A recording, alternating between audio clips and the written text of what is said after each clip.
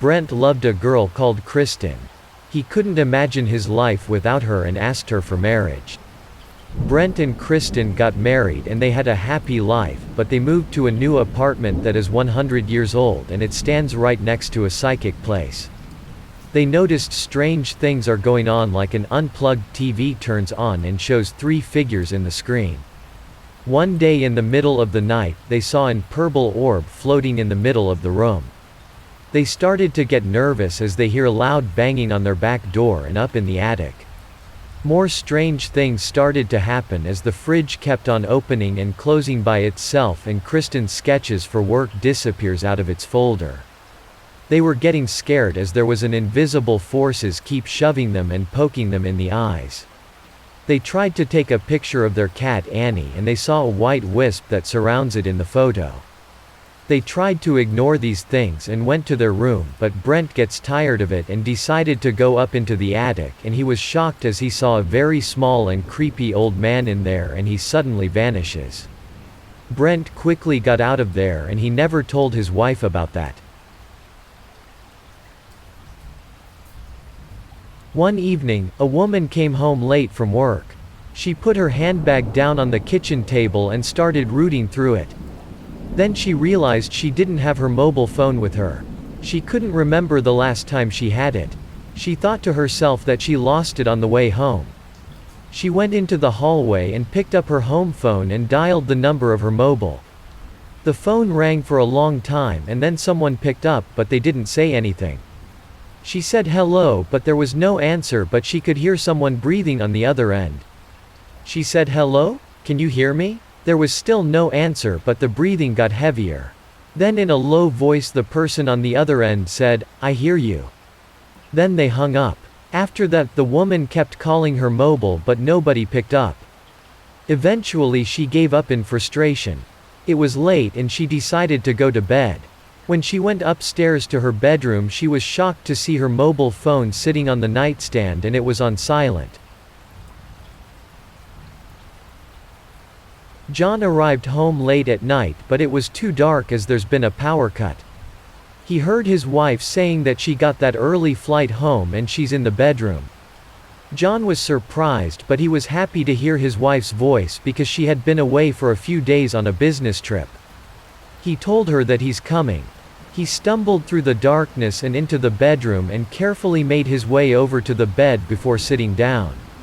He felt his girlfriend's arms wrap around him and told her that, "Jesse, you're freezing." He shuddered as he felt her cold skin against him. She said that the heating has been off for hours and told him to get in bed and help her warm up, attempting to put on a cute voice. John changed his clothes and placed his phone on the bedside table before climbing into bed. He removed his glasses and moved close to Jesse. He was startled for a moment when his phone began to ring. He picked it up and looked at it, but he didn't recognize the number. He brought it to his ear and said hello. His wife was the one who is calling and told him that she is still at the airport and she couldn't get that flight, but she will be able to get one soon and she will probably be home by morning. She kept saying, "Hello, John?" but nobody answered. During some cave exploring, my family and some friends were in some deep caves, and as we were heading out we found a slit about knee-high in the rock. Getting on your stomach, there was a tight squeeze you could get into and it led to a small crawl space in the rock with quartz growing on the ceiling, making a beautiful crystal ceiling display. We went in one by one, and if you were claustrophobic this place was your living nightmare.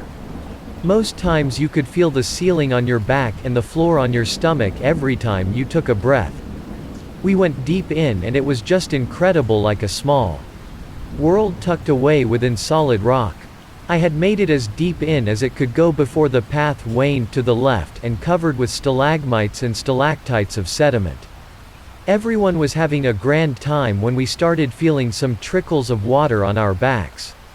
It turns out, it was raining outside, and with the way the crawlspace dipped down before flattening out, this whole place would fill up with rainwater pretty damn quickly, with the only way for it to drain out was the way we came in. It started as trickles before it went into streams and began to pool up. being the furthest away from the exit, and you can only just crawl flat on your stomach with jagged crystal pointing down from the ceiling, and I started to panic a bit. Everyone crawled out as fast as they could as the water kept coming in, the streams growing larger and larger. We left one at a time as fast as we could, but it wasn't fast enough. I could feel the water coming up to my chin as I crawled behind my brother. Each inch I took forward felt so painfully slow that I could feel the walls compress around me, and the water was unrelenting and now splashing against my panicked squirms. I got out just as the water was up to my lips and everyone got out safely. I am not eager to try that again.